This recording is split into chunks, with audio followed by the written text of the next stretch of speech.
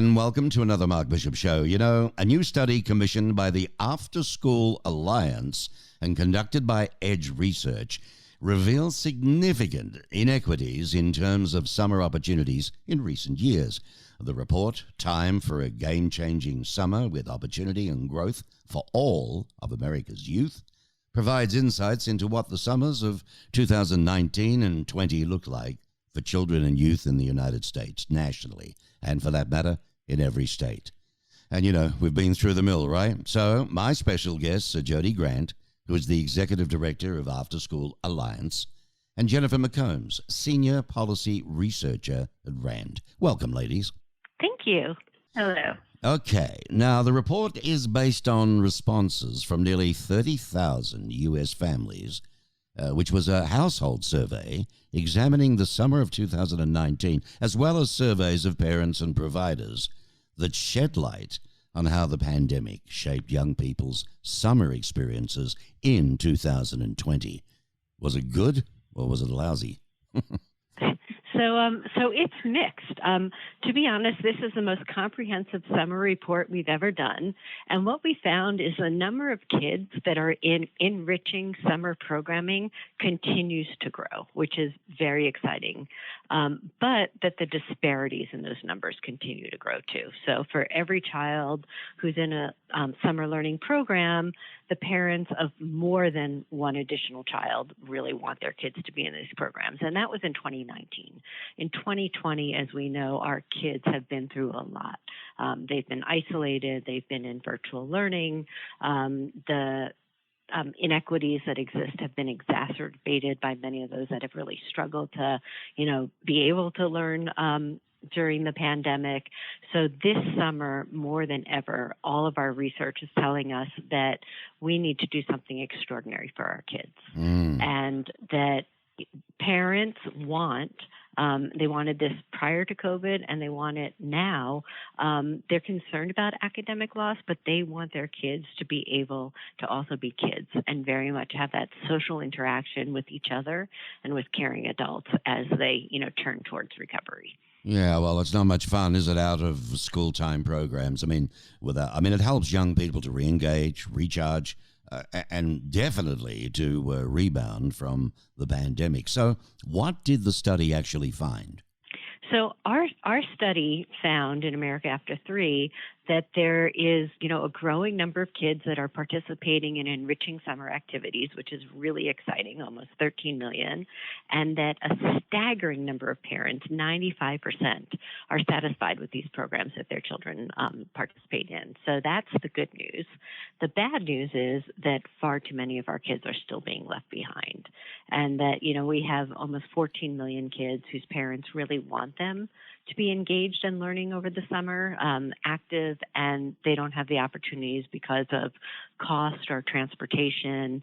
The programs don't exist in their communities. So we are really trying to encourage partnerships between schools, community, faith-based organizations, businesses to create vibrant summer learning programs for our kids this summer and beyond. And Jen has done a tremendous amount of research on these programs to show why they matter so much to kids and families. Right. Jennifer McCombs, huh? Well, it might sound like a dumb question, but it's not really. How important are summer learning programs for children and youth as we do emerge from the pandemic? So I think that summer programs are incredibly important. So we know that they can effectively promote positive outcomes for children and youth. So it's really not surprising that summer is a particularly hot topic right now as communities look to help children recover from learning and opportunity losses due to COVID very broadly. Summer programming is also important in sort of like even beyond COVID, where we are in this moment. So research shows that without intentional effort, summer is a time that can lead to increased inequity and perpetuate and expand achievement and opportunity gaps that exist between children and families from low and higher incomes. And the results that Jody described really shed light on how this happens. So about how many students then are participating in summer learning programs? And, well, how many are left behind, Jennifer? So I can jump in with that.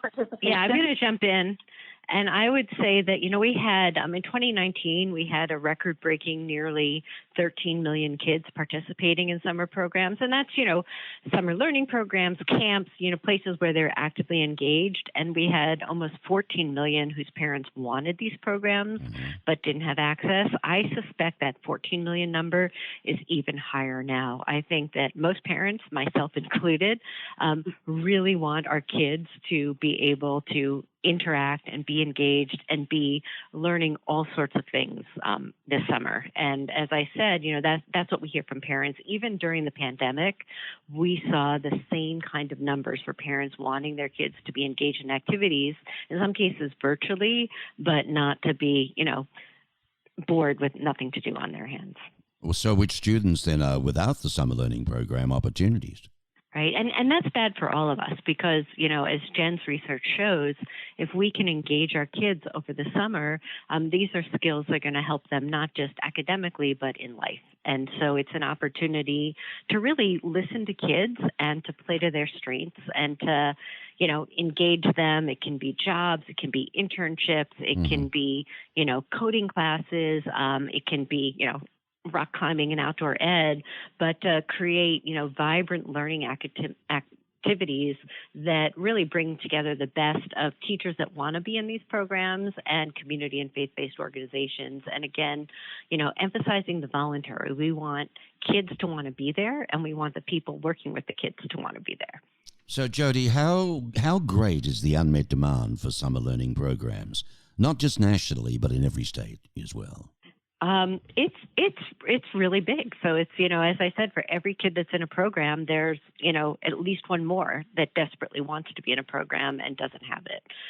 So it's a huge growing need.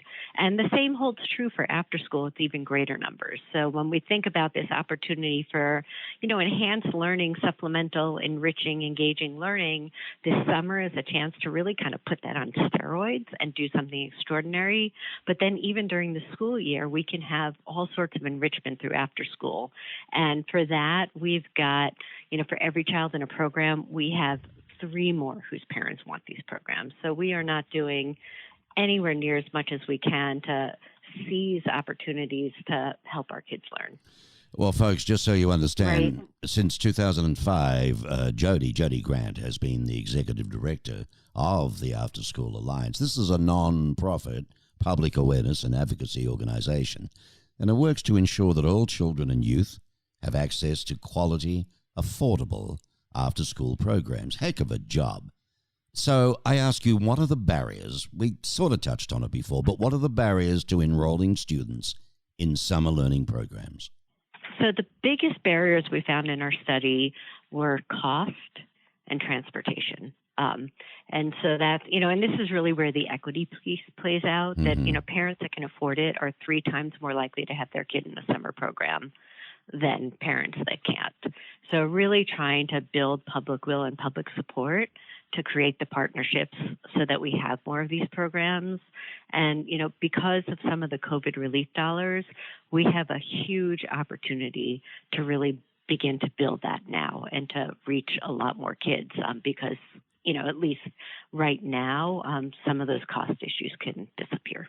Well, you touched on the fact you were working with, organizations where you could. Is the business community stepping up for you?